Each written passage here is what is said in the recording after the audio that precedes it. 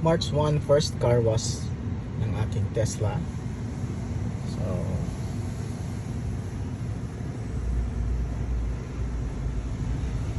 dito po tayo sa Z.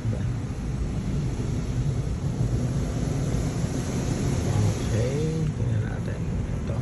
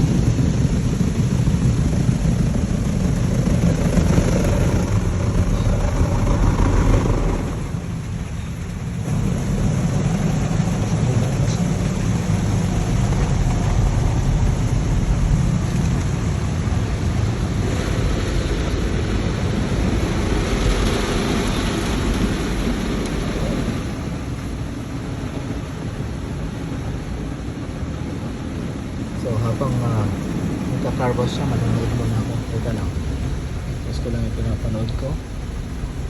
Manonood ako ng parusa. Medyo maingay lang. Ano siya. So kasi masyadong mainit. Ayan, tag-init. Kaya ang hirap magkarwash sa bahay. Oh my God. Bukas pala yung bintana ko sa likod. Oh, patay. Patay, nabasa ako. Siya. O yan o. Yari na. Basa ako. Yari. Makapagpunas pa ako mamaya. Salbahe naman ako. Nakalimutan kong isara. Kampante ako kakanood eh. Ay, nakarwas tuloy pati loob ng kotse ko.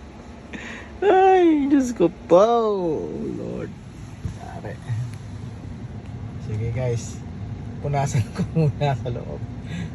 Magbabacuum pa ako after nito.